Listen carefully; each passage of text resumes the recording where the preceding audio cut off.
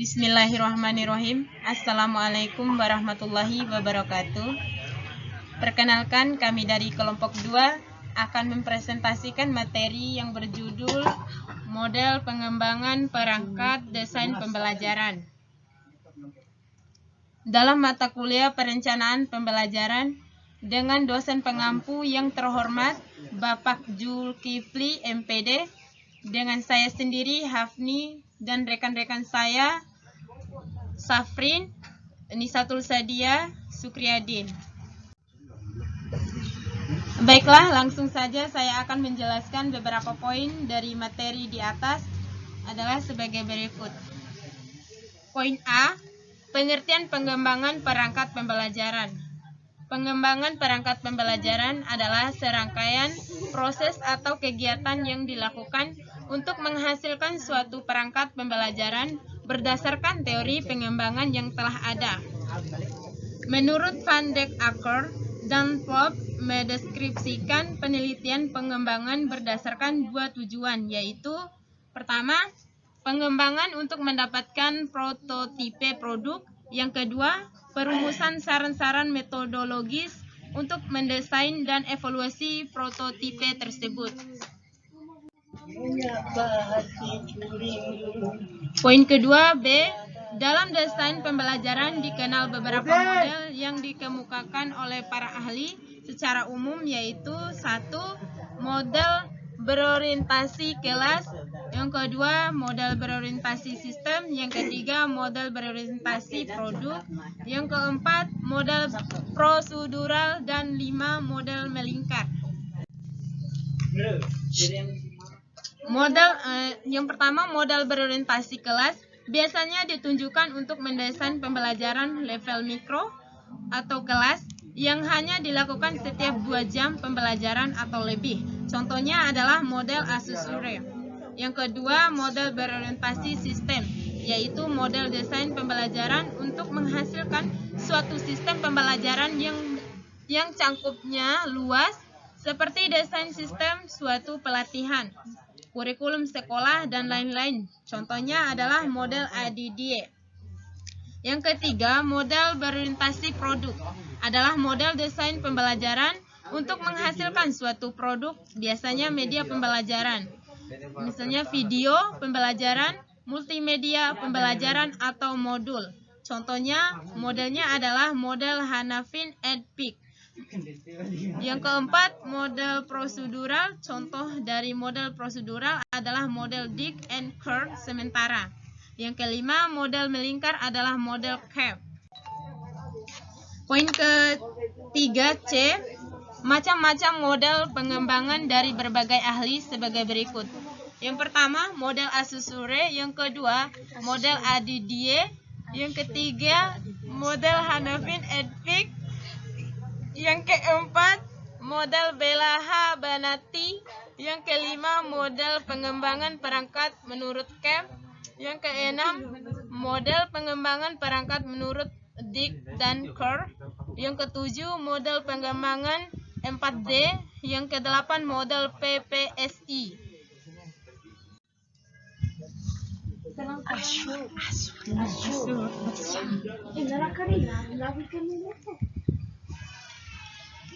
Satu, model ASUR merupakan suatu model yang merupakan sebuah formulasi untuk kegiatan belajar mengajar atau KBM, atau disebut juga model berorientasi kelas.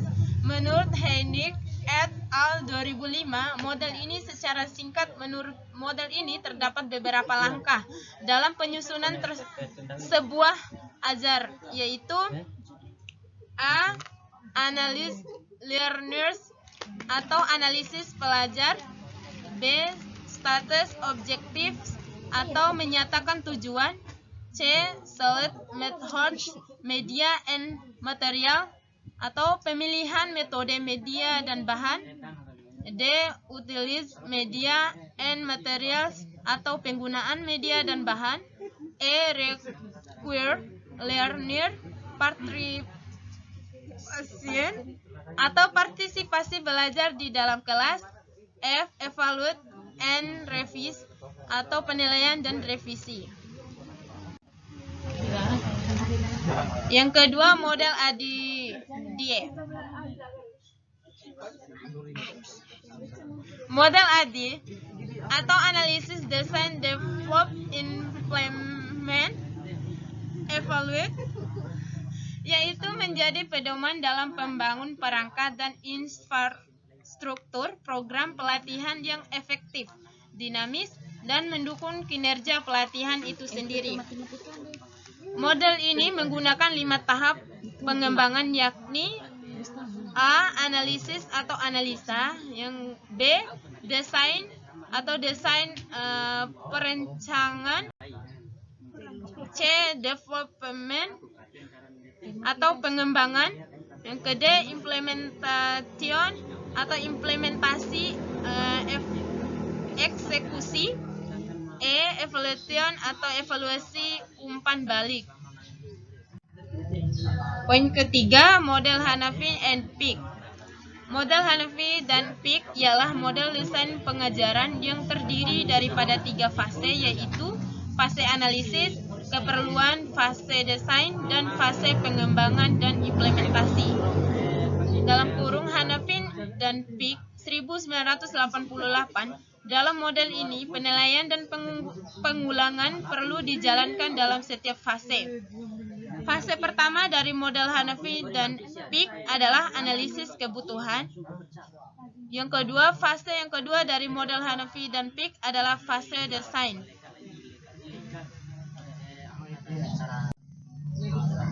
Fase ketiga dari model Hanafi dan Peak adalah fase pengembangan implementasi. Yang keempat, hasil dari proses penilaian dan pengujian ini akan digunakan dalam proses pengubahsuaian untuk mencapai kualitas media yang dikehendaki. Poin keempat, model Belaha-Banati. Model pengembangan sistem pembelajaran ini berorientasi pada tujuan pembelajaran. Langkah-langkah pengembangan sistem pembelajaran terdiri dari 6 jenis kegiatan. Model desain ini berkritik tolak dari pendekatan sistem atau sistem approach yang mencakup ke-6 komponen.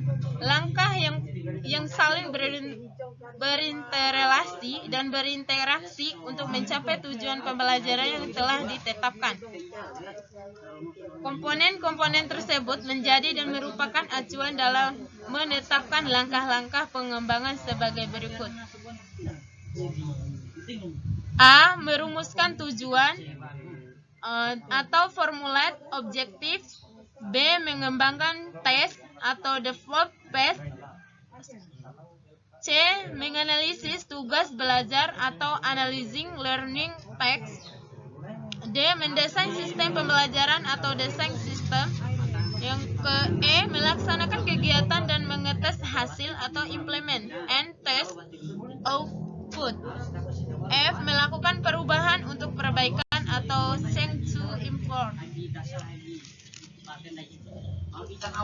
Demikianlah pemaparan beberapa poin. Selanjutnya akan dilanjutkan oleh rekan saya.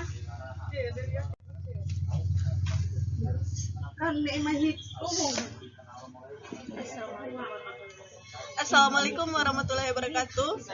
Saya akan melanjutkan beberapa poin dari teman saya sebelumnya. Baiklah, saya akan melanjutkannya. 5. Model pengembangan perangkat menurut CAP. Menurut CAP, dalam teori 2007-53, pengembangan perangkat merupakan suatu lingkaran yang kontinu. Tiap-tiap langkah pengembangan berhubungan langsung dengan aktivitas revisi. Model pengembangan sistem pembelajaran ini memuat pengembangan perangkat pembelajaran. Terdapat 10 unsur rencana pengembangan pembelajaran. Ke-10 unsur tersebut adalah: 1. Identifikasi masalah pembelajaran. Tujuan dari tahapan ini adalah mengidentifikasi antara tujuan menurut kurikulum yang berlaku dengan fakta yang terjadi di lapangan, baik yang menyangkut model, pendekatan, metode, teknik, maupun strategi yang digunakan guru. B. Analisis siswa. Analisis ini dilakukan untuk mengetahui tingkah laku awal dan karakteristik siswa yang meliputi ciri, kemampuan, dan pengalaman baik individu maupun kelompok. C. Analisis tugas. Analisis ini adalah kumpulan prosedur untuk menentukan isi suatu pengajaran, analisis konsep, analisis pemrosesan informasi, dan analisis prosedural yang digunakan untuk memudahkan pemahaman dan penguasaan tentang tugas-tugas pembelajaran dan tujuan pembelajaran yang dituangkan dalam bentuk rencana program pembelajaran atau RPP dan lembaran kegiatan siswa atau LKS. D. Merumuskan indikator. Analisis ini berfungsi sebagai A. Alat untuk mendesain kegiatan pembelajaran, B. Kerangka kerja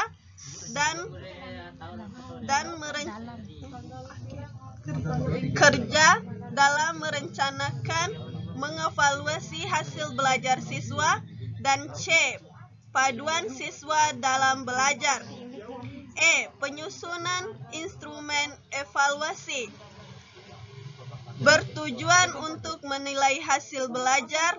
Kriteria penilaian yang digunakan adalah penilaian acuan patokan. Hal ini dimaksudkan untuk mengukur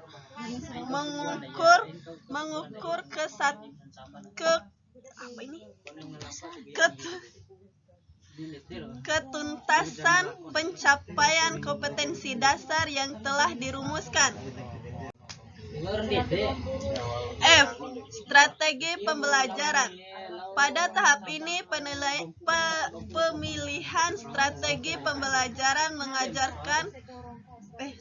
mengajar yang sesuai dengan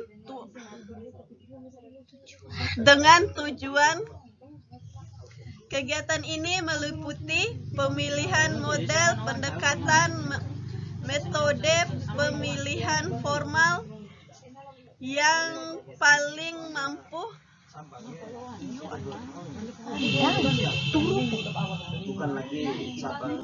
yang dipandang maupun memberikan pengalaman yang berguna untuk mencapai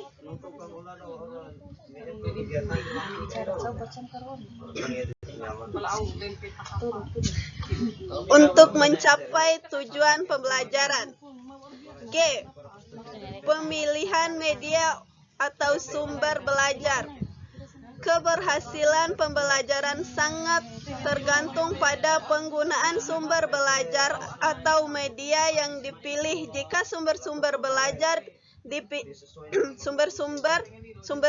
pembelajaran dipilih dan disiapkan dengan hati-hati, maka dapat memenuhi tujuan pembelajaran. H. Ciri-ciri pelayanan penunjang yang diperlukan untuk mengembangkan dan melaksanakan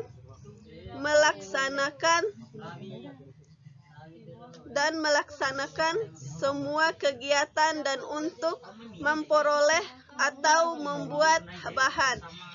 I. Menyiapkan evaluasi hasil belajar dan hasil program. J.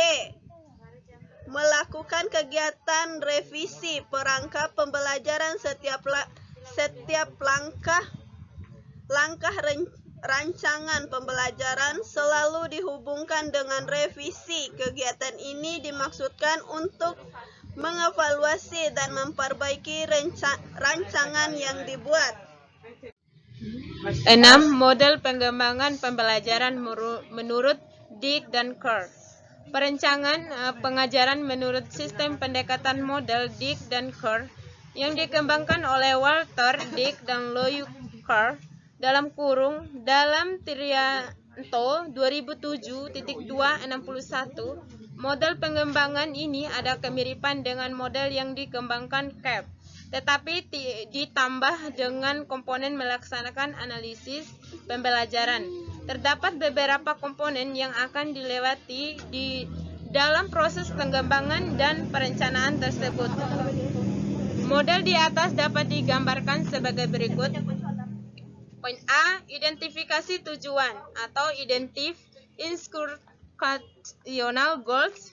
Tahap awal model ini adalah menentukan apa yang diinginkan agar siswa dapat melakukannya. Ketika mereka telah menyelesaikan program pembelajaran. Poin yang ke B, melakukan analisis instruksional atau conducting a goal analysis. Setelah mengidentifikasi tujuan pembelajaran, maka akan ditentukan apa tipe belajar yang dibutuhkan siswa. Poin yang ke C, mengidentifikasi tingkah laku awal atau karakteristik siswa (entry behaviors characteristic). Ketika melakukan analisis terdapat keterampilan-keterampilan yang perlu dilatihkan dan tahapan prosedur yang perlu dilewati. Juga harus dipertimbangkan keterampilan apa yang telah dimiliki siswa saat mulai mengikuti pengajaran. D. Merumuskan tujuan kinerja atau right performance objectives berdasarkan analisis instruksional dan pernyataan tentang tingkah laku awal siswa. Selanjutnya akan dirumuskan pernyataan khusus tentang apa yang harus dilakukan siswa setelah menyelesaikan pembelajaran. E. Pengembangan tes acuan patokan (developing criterion reference test items). F. Pengembangan strategi pengajaran atau develop instructional strategi. Informasi dari 5 tahap sebelumnya, maka selanjutnya akan mengidentifikasi yang akan digunakan untuk mencapai tujuan akhir. G. Merancang dan melaksanakan evaluasi formatif atau design and conducting formative evaluation. H. Menulis perangkat atau design and conduct summative evaluation. Hasilnya pada tahap di atas dijadikan dasar untuk menulis perangkat yang dibutuhkan. I. Revisi pengajaran atau instructional revision. Tahap ini mengulangi siklus pengembangan perangkat pengajaran. 7. Model pengembangan 4D. Model pengembangan 4D 4D merupakan model pengembangan perangkat pembelajaran. Model ini dikembangkan oleh S. Tagarazan, Dorothy S. Samuel, dan Melvin A. Snell. Model pengembangan 4D terdiri atas 4 tahap utama, yaitu 1. Define atau pembatasan, yang kedua design, perancangan, yang ketiga develop, pengembangan, dan disseminate atau penyebaran. Atau diadaptasi model 4P, yaitu pendefinisian, perancangan, pengembangan, dan penyebaran. Poin ke-8, model PSI, prosedur pengembangan sistem instruksional. Secara garis besar, model pengembangan PPSI mengikuti pola dan siklus pengembangan yang mencakup 1. Perumusan tujuan, yang kedua pengembangan alat evaluasi, yang ketiga kegiatan belajar, yang keempat pengembangan program kegiatan, yang kelima pelaksanaan pengembangan.